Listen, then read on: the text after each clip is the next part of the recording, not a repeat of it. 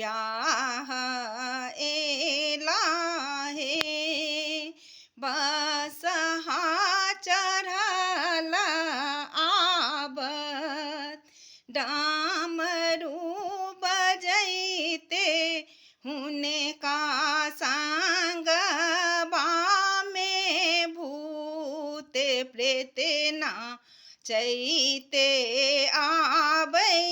हे हमेरा उमा से उमा तबर ब्याह एला हे चंद्रमा चमकीते आबे भस्म लेपल हुने का सग्र देह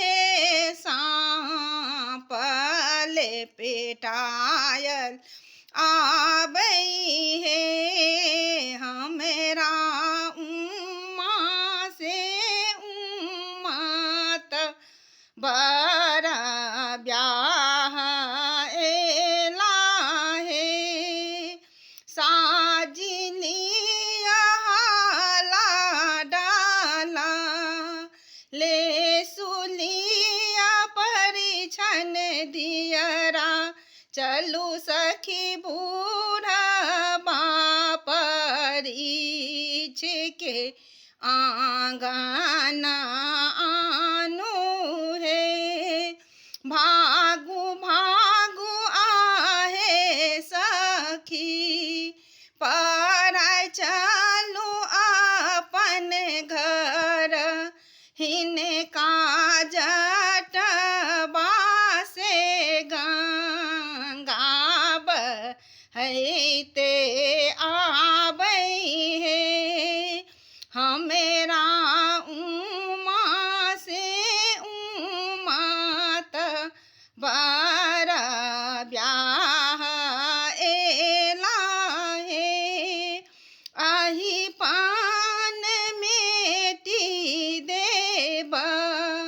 पुरहरी फोरी देब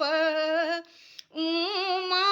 लाए नाई हरे पराए जायब हे एही बूढ़ा बासे नहीं अपन उमा ब्याह हे भनहि विद्यापति सुनु ये उमा माई एही बूढ़ा बाके जस आना मोल छई हे ई बूढ़ा बाते त्रिभुवन नाथ छथि हे आही पान दाए दियो